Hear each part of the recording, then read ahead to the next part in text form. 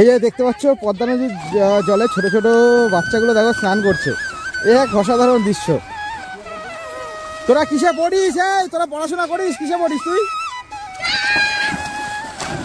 আর বাংলাদেশের সাইডে কি রয়েছে? নবাবগঞ্জ, নবাবগঞ্জ, ঢাকা, রাজশাহী, চট্টগ্রাম। আপনার কি বাংলাদেশে কোনো আত্মীয় স্বজন রয়েছে? হ্যাঁ, আমার কাকা রয়েছে, খুলনায় থাকে। এই রাজেশ্বরী কালী মন্দিরেই বসে বঙ্কিমচন্দ্র চট্টোপাধ্যায় বন্দে মাতরম গানটি লিখেছিলেন। মাকে একটু ভালোভাবে তোমাদেরকে দেখাবো।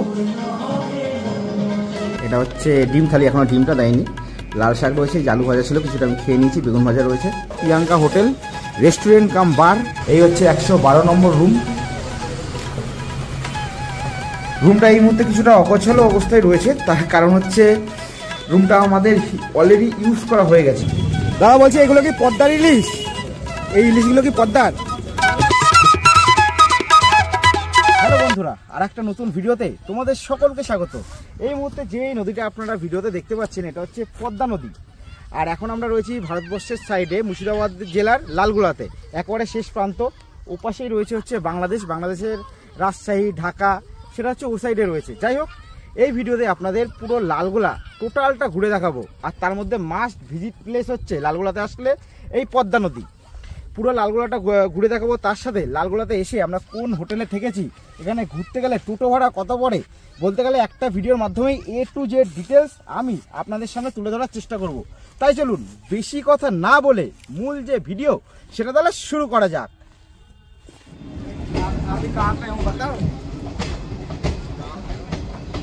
এই যে এটা হলো লালগোলার 1 নম্বর প্ল্যাটফর্ম। 1 নম্বর প্ল্যাটফর্ম দিয়ে আমরা বাইরে বেরিয়ে যাব। এই যে এইটা হচ্ছে এক্সিট, এই দিক দিয়ে বাইরের দিকে যাওয়া যাক।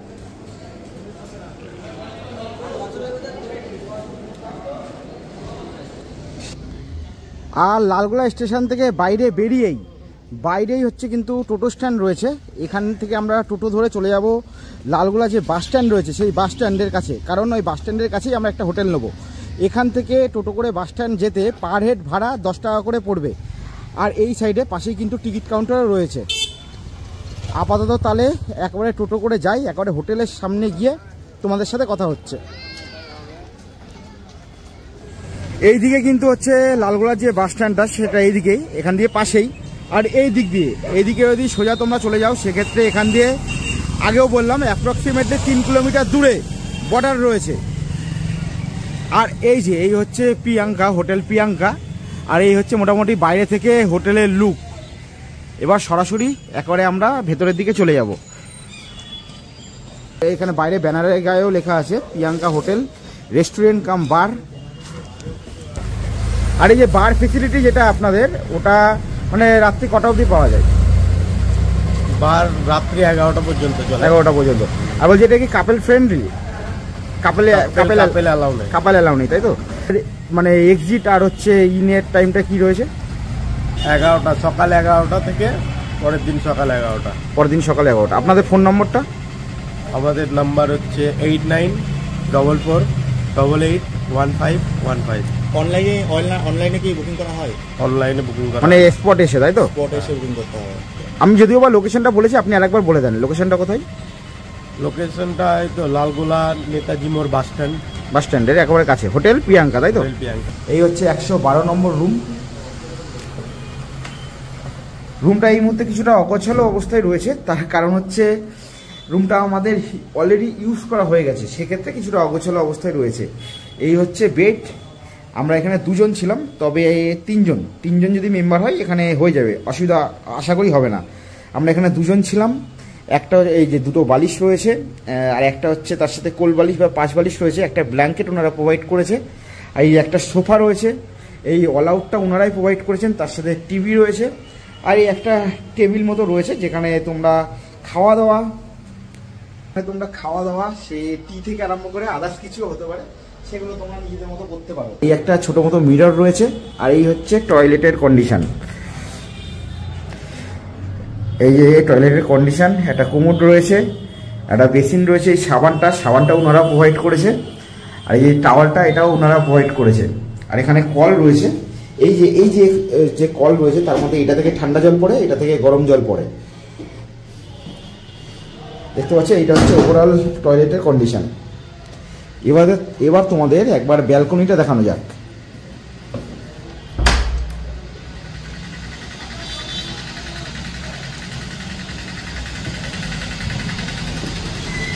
এই হচ্ছে ব্যালকনি আমার রুমের বাইরেই, 112 নম্বর রুম। এটা কিন্তু কমন ব্যালকনি, এমন না যে এই রুমের জন্য সেপারেট আলাদা।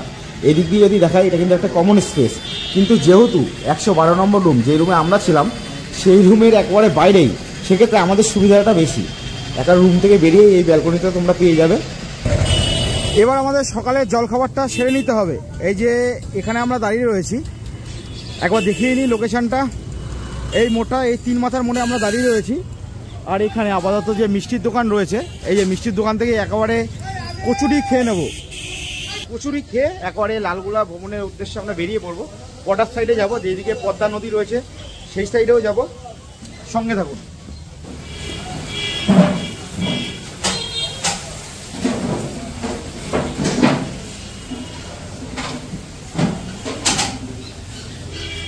এই যে 4টে কচুরি নিয়েছি, 4টে কচুরির দাম পড়লো হচ্ছে 20 টাকা। এই যে আমরা তারপরে ব্রেকফাস্টের পর আমরা অটোতে উঠে পড়েছি। এখান দিয়ে চলে যাব হচ্ছে পদ্মা নদী। তবে যে অটোতে উঠেছি সেটা পদ্মা নদীর অবধি যাবে না, সেটা যাবে হচ্ছে পণ্ডিতপুর অবধি। পণ্ডিতপুর থেকে আমরা হেঁটে বা টোটোতে যাই হোক না কেন ওখান দিয়ে আবার পদ্মা নদী চলে যাবো। তবে দাদা শুনেছি এই পণ্ডিতপুর করে যে জায়গাটা বললেন ওই সাইডে নাকি এখন কাঁটাতার পড়েনি। পণ্ডিতপুর এটা কি সত্যি? মানে শুনেছি ওই জায়গাটা কাঁটাতার নেই না?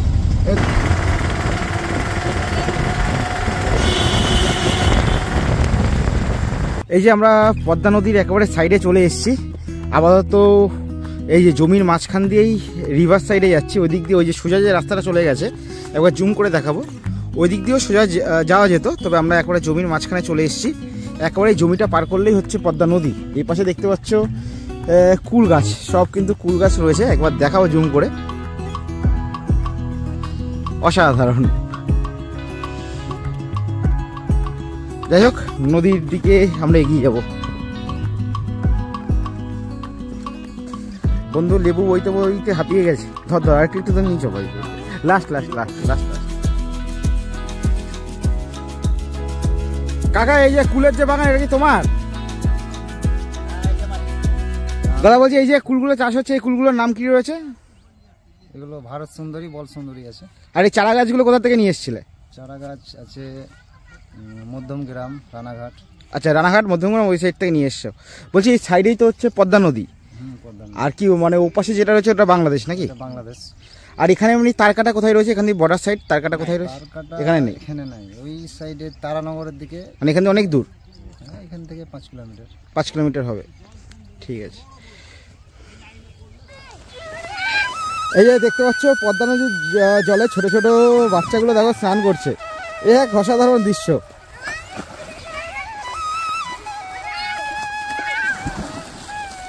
নে আবার তুই ঝাঁপ দে।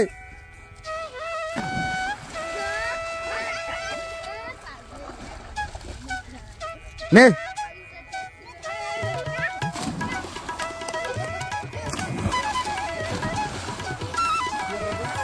তোরা কিসে পড়িস?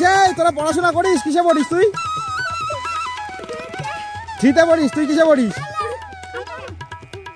তুইও 3? তুই 5-এ? তুই ওদের থেকে বড়? চাচা কি এখানে বাড়ি, গ্রামে বাড়ি?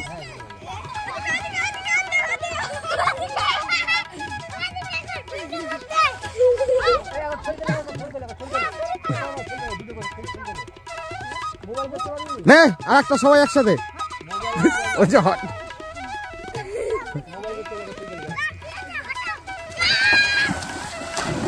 চাচা আপনার নাম কি? নুরুল হোসেন, নূর হোসেন শেখ, তাই তো? ঠিক আছে, হ্যাঁ হ্যাঁ করেছি। এটা তো আপনি ইউটিউব চ্যানেলে দেখতে পাবেন ফোনের মধ্যে। হ্যাঁ হ্যাঁ হ্যাঁ। এখন এই যে পদ্মা নদীতে দাঁড়িয়ে রয়েছি, এটা হচ্ছে একমাত্র ভারতের সাইডে মুর্শিদাবাদের এই লালগোলাতেই একমাত্র পদ্মা নদীর কিছুটা দেখতে পাওয়া যায়। ও পাশে আমার ও পাশে যেটা দেখা যাচ্ছে ওটা হচ্ছে বাংলাদেশ। এই পাশে আমি দেখাবো, এদিকে কিছু নৌকা আছে, আমি ওকে একটু এই জায়গাটা জুম করে দেখাতে বলবো। যে কিছু নৌকা এই মুহূর্তে এখানে রয়েছে, যেগুলো সবই হচ্ছে ইন্ডিয়ার সাইডে। ওখানে হচ্ছে প্রত্যেকটা নৌকায় আলাদা আলাদাভাবে ইন্ডিয়ান ফ্ল্যাগ রয়েছে। আর ইন্ডিয়ান ফ্ল্যাগটা রয়েছে এখানে, প্রত্যেকটা নৌকা রয়েছে হচ্ছে মাছ, এখানে প্রত্যেকটা নৌকা করে মাছ ধরছে সবাই। আর এই কিন্তু মাছ ধরার জন্য সবাইকে কিন্তু আলাদাভাবে এখানে পাশে যে বিএসএফ যে ক্যাম্প রয়েছে সেই ক্যাম্প থেকে কিন্তু পারমিশন নিতে হয়। বিএসএফের থেকে পারমিশন নিয়ে তবেই কিন্তু তারা এই নৌকাটাকে করে মাছ ধরতে পারে। আমরা তাদেরকে একটু রিকোয়েস্ট করেছিলাম যে আমরা কি একটু নৌকায় উঠতে পারি, ঘোরার জন্য এসেছিলাম। তো তারা আমাদেরকে বললো যে সামনে বিএসএফ ক্যাম্প রয়েছে, আগে তোমরা তাহলে পারমিশন নিয়ে এসো। অবশ্যই, কারণ এটা হচ্ছে দেশের সিকিউরিটির ব্যাপার, দেশের সিকিউরিটির থেকে কখনো কোনো কিছু বড় হতে পারে না। যাই হোক, এই পদ্মা নদীর জলে লাইফে আমার ফার্স্ট টাইম, লালগোলাতেও আসলাম ফার্স্ট টাইম। আর এদিকে কিন্তু পুরো চর পড়ে রয়েছে, আমি একবার দেখাবো। এই জায়গায় দেখো পুরো বালি, ঠিক আছে, এখানে কিন্তু পুরো বালি। এই বালিগুলো দিয়ে আমরা যে বাড়িতে অনেকে যারা বাড়িতেই মুড়ি তারপর হচ্ছে খই এগুলো যে ভাজে, সেগুলো কিন্তু ভাজতে এই যে বালি, এই বালিগুলোই কিন্তু ইউজ করা হয়। দেখাবো, এই বালিগুলো কিন্তু ইউজ করা হয়। আর যদি আমি আরেকবার নদীতে নেমে তোমাদের যদি দেখাই, দেখো নদীর মধ্যে দিয়ে যদি হাতটা যদি দিই, দেখো শুধু বালি আর বালি, পুরো চর জমে আছে পুরো সাইডে। আমরা ওইদিকে গেছিলাম, ওই সাইডটাতে তো আরও বেশি চর জমে। যাই হোক, এটা একটা অনবদ্য এক্সপিরিয়েন্স, লাইফে ফার্স্ট টাইম যে এরকম পদ্মা নদীতে দাঁড়িয়ে রয়েছি। আর ওপাশে বাংলাদেশ, এপাশে ভারতবর্ষ। এখনও আমি এক্স্যাক্টলি ওপাশে মানে যে বাংলাদেশ রয়েছে তার কি নাম রয়েছে অর্থাৎ কী জেলা রয়েছে সেটা এখনও জানি না। চেষ্টা করবো আশেপাশে কোনো গ্রামবাসীর কাছ দিয়ে জেনে নেওয়ার। কিন্তু ভারতবর্ষের সাইডে যে সাইডে রয়েছে সেটা তো তোমরা অলরেডি ভিডিওতে দেখতে পাচ্ছ, লালগোলাতে রয়েছি। জলটা ঠান্ডাই রয়েছে, মোটামুটি ভালোই ঠান্ডা জল। এই যে এখানে কাকা আর একটা ছোট ভাই, দুজনে হচ্ছে মাছ ধরার জন্য এসছে। এই হচ্ছে পদ্মা নদী। বলছি কাকা, তোমাদের কি এই গ্রামে বাড়ি? এই গ্রামের বাড়ি, মানে লালগোলাতেই? লালগোলা কোথায়? এখন আপনার বাখরপুর মিলন ঘর। আর এইটা বাড়ি ছিল, এই যে বট গাছটা দেখছো? হ্যাঁ হ্যাঁ, এই গাছটা এখানে বাড়ি ছিল আগে। এইটা, আচ্ছা, এটা আমাদের। আচ্ছা, এই আম গাছটার কাছে। আর এখান থেকে ওখানে গেছি। এই ভাই, ছোট ভাই আপনার কি হয়? এটা আমার ছেলের ঘরের নাতি। ছেলের ঘরের নাতি? নাতিকে নিয়ে এসছেন মাছ ধরতে? মাছ ধরতে। বলছি মাছ ধরতে কি প্রত্যেকদিনই আসা হয়? হ্যাঁ, প্রায় আসা হয়। আর মোটামুটি এখানে আপনাদের কি মানে নৌকা নিয়েও মাঝে যান নাকি এমনি? না, এই ছিপ দিয়ে মাছ ধরি আমরা। আর যারা নৌকা নিয়ে মাঝে যায় তাদেরকে আলাদা পারমিশন নিতে হয় বিএসএফ ক্যাম্প থেকে? হ্যাঁ, ওই যে সব ভারতের পতাকা রয়েছে, হ্যাঁ, আগে ওখানে দেখা করে তারপরে একটা রাস্তা হয়। না আমরা যদি চাই একটু নৌকাতে উঠতে পারবো না? পারমিশন দেবে না? পারমিশন দেবে না। পারমিশন দেবে না। আর বলছি ও পাশে যেটা দেখা যাচ্ছে ওটাই বাংলাদেশ কি? ওই পাটটাই? বাংলাদেশ। বলছি আমরা তো দেখতে পাচ্ছি ভারতের যেমন নৌকা ইন্ডিয়ান ফ্ল্যাগ নিয়ে পদ্মা নদীতে রয়েছে, কিন্তু বাংলাদেশের কোনো মানে নৌকা তো দেখতে পাচ্ছি না নদীতে। বাংলাদেশের ওই দিকটাই পাবেন বাংলাদেশের নৌকা, এর ভাগ আছে এর মধ্যে। তবে তার কাটা রয়েছে ওখানটায়। আর ওই যে ওইটা দেখছেন না, ওইটা গোদাগাড়ি। ওখান থেকে ট্রেন বাস ওখান থেকে পাওয়া যায়, ওখান থেকে হয়ে পুরো যাওয়া যায়। আচ্ছা, বলছি ও পাশের নাম কি বাংলাদেশ সাইডে? ওই রাজশাহী, ঢাকা। মানে এই যেটা এখানে এখন আমরা রয়েছে এই পদ্মার ওপাশের নাম কি? এইটা, হ্যাঁ, এটা রাবণপাড়া। রাবণপাড়া কোন জেলার মধ্যে ওটা? এটা রাবণপাড়া ভারতের মধ্যে। ভারতের মধ্যে, আচ্ছা। আর বাংলাদেশের সাইডে কি রয়েছে? নবাবগঞ্জ। নবাবগঞ্জ, নবাবগঞ্জ, ঢাকা, রাজশাহী, চট্টগ্রাম, গোদাগাড়ি, রংপুর, এগুলো বাংলাদেশের সাইডে। সিলেট, এগুলো সব। আপনার কি বাংলাদেশে কোনো আত্মীয় স্বজন রয়েছে? হ্যাঁ, আমার কাকা রয়েছে, খুলনায় থাকে। আচ্ছা, কি নাম? আলতাফ। আলতাফ। আপনার নাম? আলতাফ শেখ। আমার নাম সিরাজুল শেখ। অনেকদিন আগে আমাকে। কেমন হয়?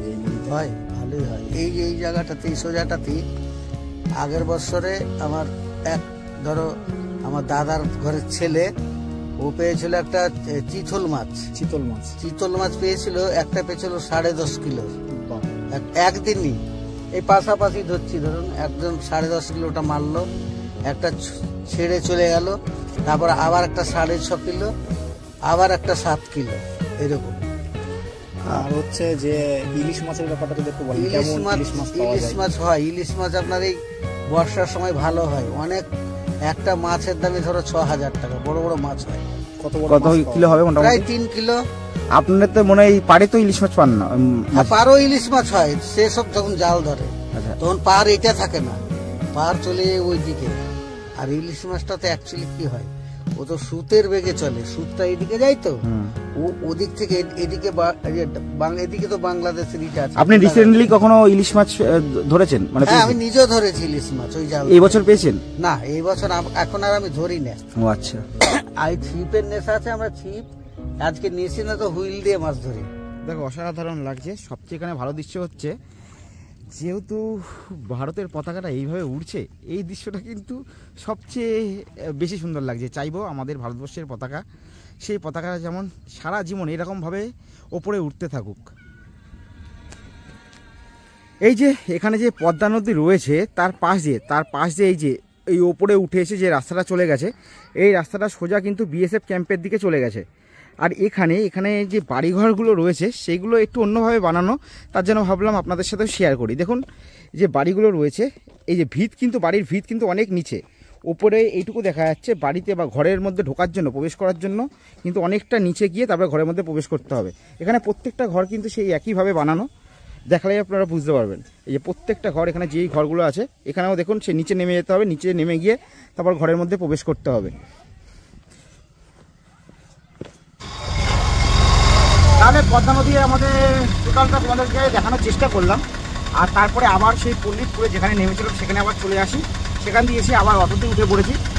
অটো ভাড়া হচ্ছে এখানে কত, দাদার কাছে নেমেই আমরা জিজ্ঞাসা করে নিচ্ছি।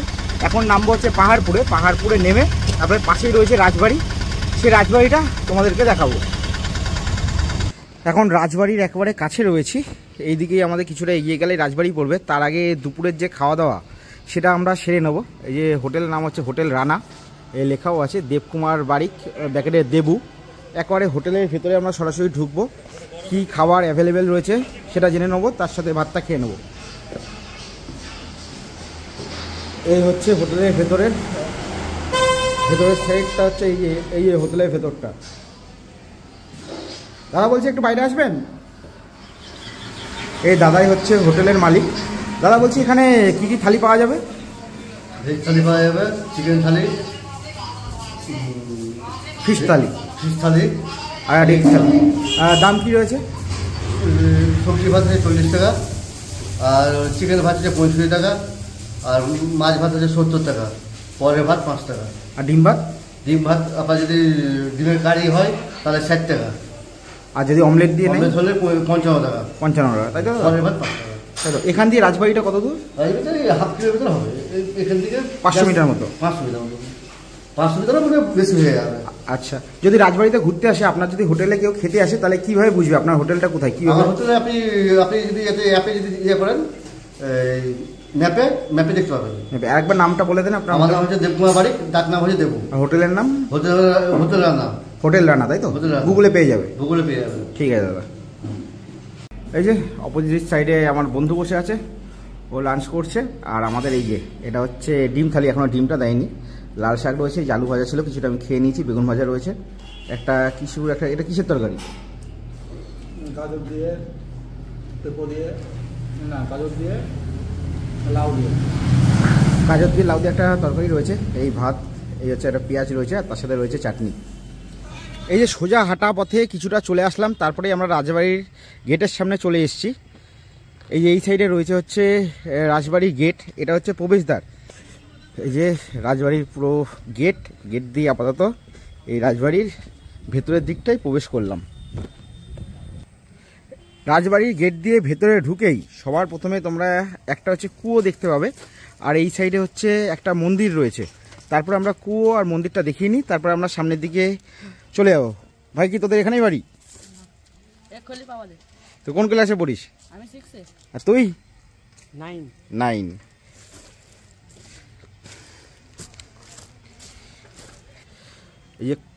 এই যে কুয়ো আপাতত যেটা বন্ধ করে দেওয়া হয়েছে।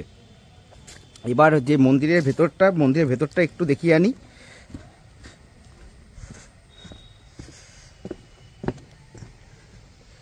এই যে দেখতে পাচ্ছ পুরো লাল কালারের মন্দিরটা। আর এই সাইডে প্রতিষ্ঠাতা সাল লেখা আছে, কোন সালে প্রতিষ্ঠিত হয়েছিল।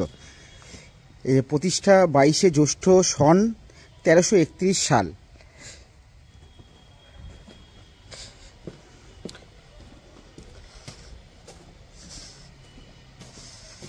এইদিকে তালা মারা আছে, এবার দেখি একবার ওপরে উঠে, এই সাইডটাতে তালা মারা আছে। মায়ের মুখটা একবার জুম করে দেখাই।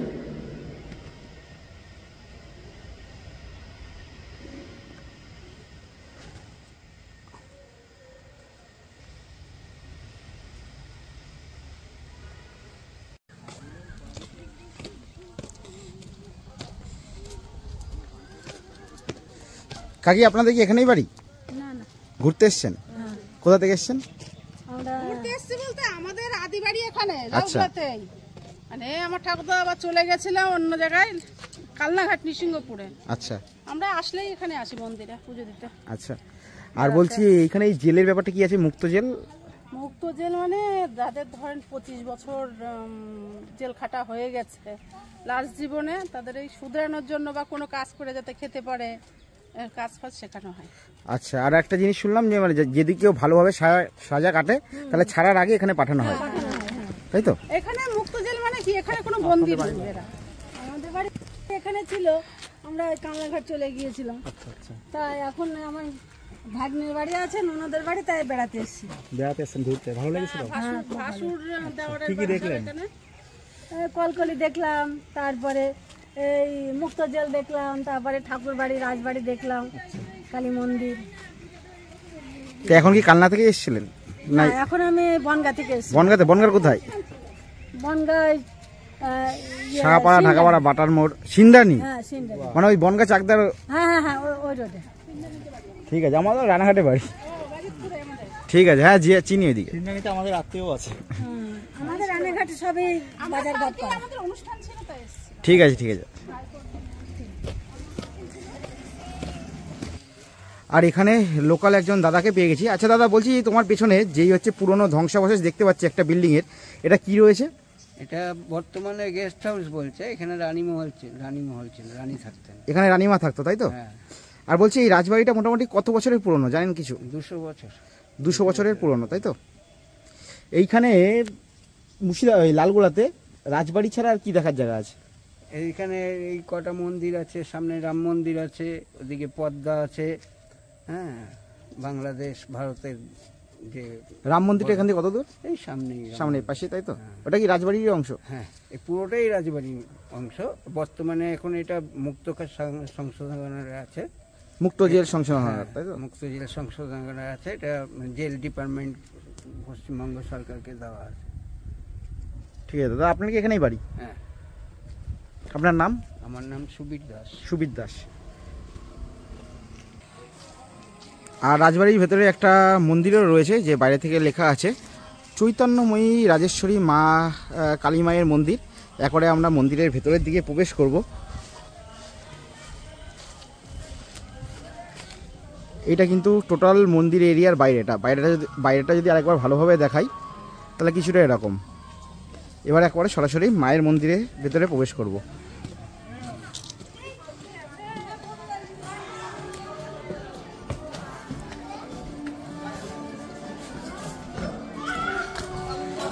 এই মুহূর্তে মন্দির এরিয়ার ভেতরে আমরা প্রবেশ করে গেছি। অসাধারণ লাগছে।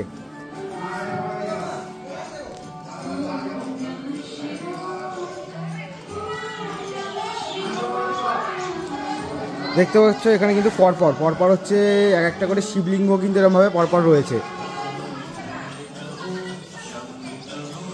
পরপর কিন্তু এখানে এক একটা প্রত্যেকটা ইয়েতে এক একটা করে শিবলিঙ্গ রয়েছে। এই রাজেশ্বরী কালী মন্দিরেই বসে বঙ্কিমচন্দ্র চট্টোপাধ্যায় বন্দে মাতরম গানটি লিখেছিলেন। এখানে বঙ্কিমচন্দ্র চট্টোপাধ্যায়ের দেয়ালে খোদাই করা একটা মূর্তিও রয়েছে। আর এই যে হাতে আনন্দমঠ, সেটাও দেয়া রয়েছে। এই কালীবাড়িতে আসতেন সাহিত্য সম্রাট বঙ্কিমচন্দ্র চট্টোপাধ্যায়, বিদ্রোহী কবি কাজী নজরুল ইসলাম, সাহিত্যিক রামেন্দ্র সুন্দর ত্রিবেদীর মতো স্বনামধন্য ব্যক্তিরা। বহরমপুরে ডেপুটি ম্যাজিস্ট্রেট থাকার সময় বহুবার এই রাজবাড়ির অতিথিশালায় আতিথ্যতা গ্রহণ করেছিলেন বঙ্কিমচন্দ্র চট্টোপাধ্যায়। এখানে দেখতে পাচ্ছ বলির জন্য যে খাড়া, সেই খাড়াও রয়েছে। তবে যা জানতে পারলাম এখানে সেই বলি প্রথা এখন আগে হতো, এখন সেটা বন্ধ আছে। এখন সম্ভবত যে চাল কুমড়ো সম্ভবত হচ্ছে বলি দেওয়া হয়। এই যে বলির খাড়াটা, ঠাকুর মশাই বলছি, এই রাজেশ্বরী যে মন্দির রয়েছে সেই মন্দিরের সম্বন্ধে যদি কিছু বলেন। প্রচলিত লোক প্রচলিত যে লালগোলা রাজার কোনো ছেলেপেলে ছিল না, বুঝলেন, যে এই এই যে ঘাট, এই ঘাটেই ভন্নি দুপুরবেলাতে একটা মেয়ে, সদবা মেয়ে বলল যে আমি রাজার মেয়ে, আমার হাতে শাঁখা পরিয়ে দে। শাঁখা দিতে পড়াতে রাজি হয়নি, পরবর্তীতে খুব ওতে রাজি হয়েছিল, যে বলে আমার বাবার কাছ থেকে টাকা নিয়ে নেগা। এদিক কথা শুন, বাবার কাছ থেকে টাকা নিয়ে নেগা, লক্ষ্মী ঝাঁপিতে টাকা রাখা আছে। লাল রাজা তো অ্যাকচুয়াল ছেলেপেলে ছিল না, ও গিয়ে গেটে এই যে মেন দরজা দেখছেন, এই দরজাতেই উনি গিয়ে বলেন, সিপাহীরা গিয়ে রাজাকে বলে এরকম এসেছে, ওকে ডাকো। ডেকেছে, বলছে হ্যাঁ আমি শাঁখা পড়েছি, তুই দেখাতে পারবি? বলছে হ্যাঁ দেখাতে পারবো। ঘাটে বসে আছে, এসে দেখছে কেউ নাই। তার আগে সত্য যে যদি না দেখাতে পারত মৃত্যুদণ্ড ঘোষণা করেছিলেন। তখন ওই জলের মধ্যে থেকেই হাত তুলে দেখিয়েছিলেন। তারপরে স্বপ্নাদেশে, এটা কিন্তু মাটির মূর্তি, পাথর নয়। কীরকমভাবে রয়েছে? রাত্রিতে স্বপ্ন দেয় যে আমি মেয়েটা ভেসে এসছি।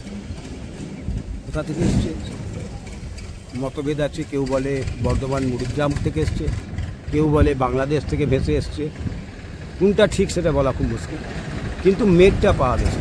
এবং স্বপ্নে যেভাবে আপনি দেখলে নিশ্চয়ই পুতুলে অনেকগুলো আছে, ওখানে আছে লক্ষ্মী আছে, সরস্বতী আছে, জয়, বিজয়, রতি এবং কাম, এই কজন আছেন। তেনা হাত দুটো দেখলেন এরকম, তিনি অ্যাকচুয়াল কিন্তু নিত্যানন্দময়ী, বিভিন্ন জনের বিভিন্ন নাম। এবং কোমর দিয়ে এখান দিয়ে একটা শিকল গিয়ে দেয়ালের সাথে বাঁধা আছে। এটার লোক পালিয়ে যাচ্ছিল, প্রচলিত কথা, পালিয়ে যাচ্ছিল, সেই জন্য রাজা বেঁধে রেখেছেন। এই হলো মানে মা কালীর আবির্ভাব রহস্য।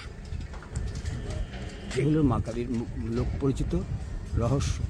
কিন্তু এই মূর্তি যে কোথা থেকে এসেছে মেঘটা ভেসে, এটার সঙ্গে এই যে কালী মন্দির দেখছেন, এই কালী মন্দির থেকে বেরিয়ে এই দিঘিতে এসে, দিঘি থেকে আবার বেরিয়ে একেবারে পদ্মা হয়ে পাটনা চলে যাওয়ার রাস্তা একটাই, পাটনা পর্যন্ত উত্তরপ্রদেশ চলে যাওয়ার রাস্তা, একটাই রাস্তা। মানে এই যে মন্দির থেকে না তল দিয়ে আন্ডারগ্রাউন্ড রাস্তা ছিল, যদি কোনো ওই হতো তাহলে এখান দিয়ে উঠে নৌকাতে করে তিনি একবারে মেন পদ্মায়। সেটা বন্ধ হয়ে গেল, ফারাক্কা ব্রিজ হয়ে গেল। সেই জন্যই তো এই আমাদের সিরাজদৌল্লা পালাচ্ছিল, ভবনগুলায় ধরা পড়লো, কারণ এই রাস্তা ধরেই তিনি পাটনা চলে যেতেন। এটা ছিল মেন রহস্য। এর মধ্যে আরও কত কিছু তথ্য আছে, ঘাটলে পাওয়া যাবে। এবং এই মায়ের মহিমা প্রচণ্ড। আমি 29 বছরে বাবার সঙ্গে থেকে যা দেখেছি, মানে বললে হয়তো আপনি বিশ্বাস করবেন না। এগুলো এমনই কিছু কিছু জিনিস দেখেছি। যেমন একটা ঘটনা বলেন। যেমনি এখানে এই যখন মেন্টাল হসপিটাল ছিল, সেই হসপিটালের সুপারিনটেন্ডেন্ট মাথা ছিল এত বড় ছেলেটার, জন্ম থেকে বিছনা থেকে উঠতে পারতো না। তো ওনাকে কে বলেছে যে কালীবাড়িতে গিয়ে মানত করলে ওরা স্বামী স্ত্রী এই ঘাটে স্নান করে এই মানত করে, যদি ছেলে যদি উঠতে পারে বিছনা থেকে, তাহলে ওই ভোগ হাতে করে নিয়ে আসবে, নিয়ে আসবে। প্রায় বছর খানেক পর সেই ছেলে বিছনা থেকে উঠে ভোগ নিয়ে আসলো, এখন বেঁচে আছে। এই যেগুলো মাহাত্ম্যগুলো আমি যেটুকুটা দেখেছি তার মধ্যে একটা বললাম, আরও অনেক কিছু আছে।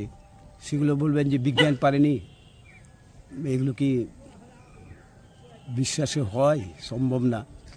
কিন্তু আমি আমার নিজের দেখা, তো কী সুন্দর চলে আসলো। যে জন্ম থেকে ও যখন এখানে আসে তখন ওর বয়স 11 বছর বয়স, 11 বছর বিসলাতে। এটা অলৌকিক অলৌকিক কিছু ঘটনা আমি এখানে দেখেছি, এটা না দেখা নয়।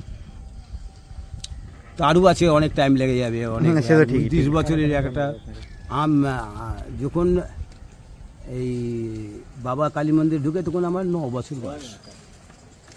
9 বছর বয়স। এখন পর্যন্ত প্রতিদিন আমি কিন্তু মায়ের কাছে আসি, কিছু পেয়েছি। আর মায়ের মন্দিরের পাশেই এখানে শিব মন্দির রয়েছে বা বাবার মন্দির রয়েছে, তার পাশে ওই সাইডে হচ্ছে এই গেট দিয়ে বেরিয়ে রাম মন্দির যেটা রয়েছে, রাম মন্দিরও দর্শন করাবো। আগে ভোলেনাথের দর্শন করে আসি, তারপরে রাম মন্দিরের দিকে আমরা যাব।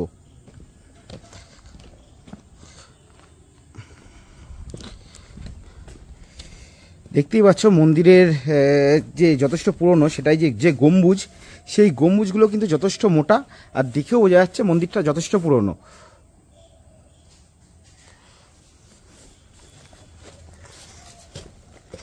এই আমাদের সাথে যাচ্ছে দ্য লেজেন্ড, দ্য হিমু।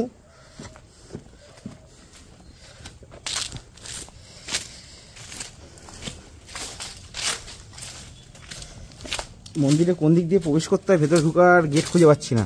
যাই হোক, তার জন্য আর ভেতরে আর ঢুকছি না, বাইরে থেকে যতটা পারছি দেখানোর চেষ্টা করছি। এই যে এখানে একটা শিবলিঙ্গ রয়েছে, একবার জুম করে দেখাবো। আর এখানে নন্দী রয়েছে।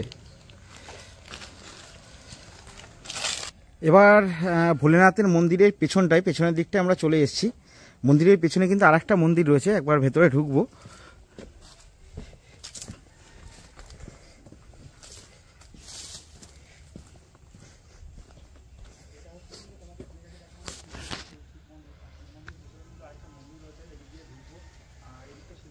এই যে এখানে হনুমান মন্দির রয়েছে, এই হনুমান ঠাকুরের মুখটা আরেকবার ভালো করে দেখাবো, যদিও বা দূর থেকে ভালোভাবে বোঝা যাচ্ছে না, এটুকু জানি।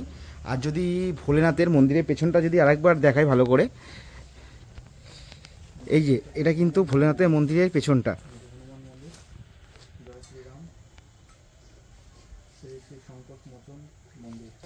এই যে বিশাল বড় যে খোলা মাঠের মতো দেখা যাচ্ছে, এটা কিন্তু আরও একটা দিঘি। এই মুহূর্তে এখানে কোনো জল নেই, তবে আগে এই দিঘিটা অনেকটা বড় ছিল। ওই দিক থেকে শুরু করে এসে আবার দিঘিটা এইদিকে চলে গেছে। আগে যেটা শুনলাম, এখানে যে ঠাকুরমশাই রয়েছে তিনি আমাদের জানালেন, আগে নাকি এখানে সাঁতারের বড় বড় রেস হতো, বিভিন্ন জায়গা থেকে বড় বড় সাঁতারুরা কিন্তু এখানে আসতো। কিন্তু এই মুহূর্তে এখানে জলাশয় সম্পূর্ণ মানে কি বলবো শুকিয়ে গেছে। কিছু মোষ, কিছু গরু এই মুহূর্তে এই যে দিঘির মতো যে জায়গাটা রয়েছে, এখন মাঠের মতো মনে হচ্ছে, সেখানে চড়ছে। এই যে রাজবাড়ির গেট থেকে বাইরে বেরিয়ে এসে এদিকে একটা রাম মন্দিরও রয়েছে। সম্ভবত এটা রাজবাড়ির যে টোটাল এরিয়া তারই মধ্যে এই রাম মন্দিরটা পড়ে, যেটা একজন আমাদের জানালো। এই যে এখানে লেখাও আছে, এই যে সীমা চৌকি 1.5 কিলোমিটার, জুম করে দেখায়। সম্ভবত এখান দিয়ে যে বর্ডার রয়েছে তার ডিস্টেন্স হচ্ছে 1.5 কিলোমিটার। আর যে রাম মন্দির রয়েছে, রাম মন্দিরের যে মেন গেট, সেটা যেহেতু এই সময় দুপুরের টাইম বন্ধ রয়েছে, তবে বাইরের থেকে যতটা দেখানো সম্ভব দেখাচ্ছি। এই যে রঘুনাথ বাড়ি লেখা আছে বাইরে। এই হলো রাম মন্দির, আর এই পাশে লেখা আছে সম্ভবত শিবালয়, মানে এখানে হয়তো কোনো শিবলিঙ্গ রয়েছে। আর এই হচ্ছে মোটামুটি মন্দিরের এরিয়াটা।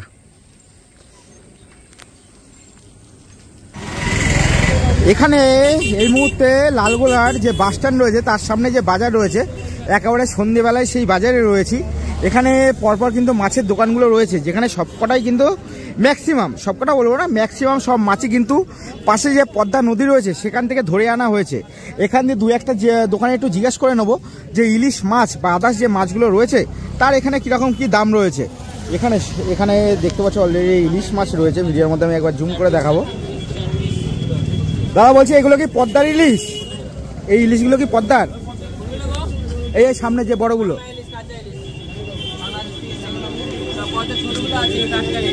এইগুলো কি টাটকা? এগুলো পদ্মার থেকে? এই যে মাছগুলো দেখা যাচ্ছে এগুলো হচ্ছে পদ্মার ইলিশ, এই ছোট। আর এই পাশে বলছে ওনারা বাংলার ইলিশ, আমি একবার জুম করে দেখাবো। দাদা বলছে ছোট ইলিশগুলো কি আজকে ধরা হয়েছে? কত করে নিচ্ছ?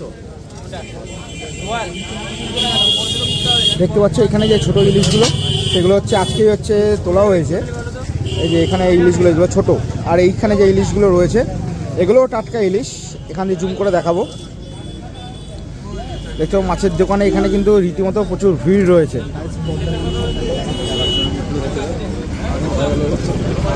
বাবাজি ইলিশ মাছের কেজি কত করে বড়টা?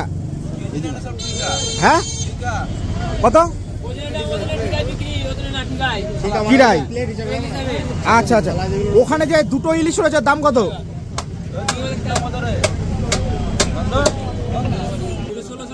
আর যেটা একটা রয়েছে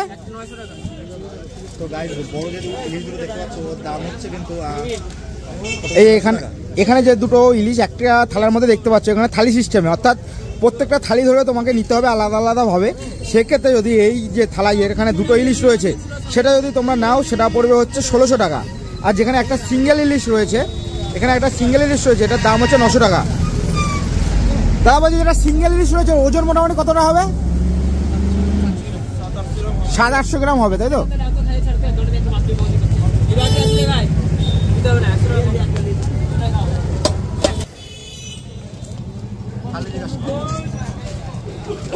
আর এখানে কিন্তু কেজি হিসাবে মাছ কিন্তু বিক্রি হচ্ছে না, থালি হিসাবে মাছ দাদা এই যে থালিটার দাম কত? এই যে 4টে ইলিশ রয়েছে, 4টে 800 টাকা। 800 টাকা, তাই তো? ইলিশটার দাম এগুলো কি সবই কি পাশে পদ্মা নদী, ওখান থেকে পদ্মার ইলিশ, তাই তো? যত মাছের সবই কত নয়।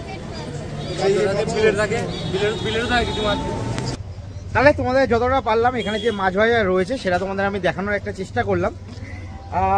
এখানে এই মুহূর্তে বাস স্ট্যান্ডের কাছে যে চৌমাথার যে মোড় রয়েছে সেখানেই আমরা দাঁড়িয়ে রয়েছি। এরপর আমাদের রাতের যে খাবার আছে সেটা আমরা এখান দিয়ে নিয়ে নেবো, দেখি রাতের খাবার এখানে কি পাওয়া যায়।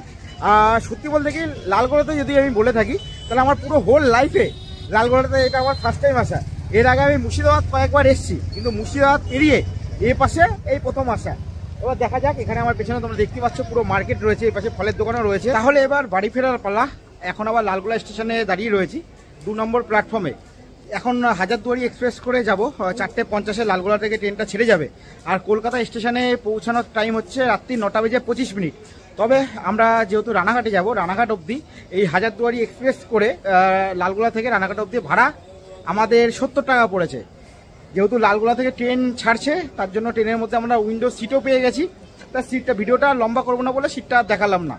যাই হোক, সকলে ভালো থাকবেন। খুব শীঘ্রই আপনাদের সাথে দেখা হচ্ছে পরবর্তী ভিডিওর মাধ্যমে। Tata, bye bye.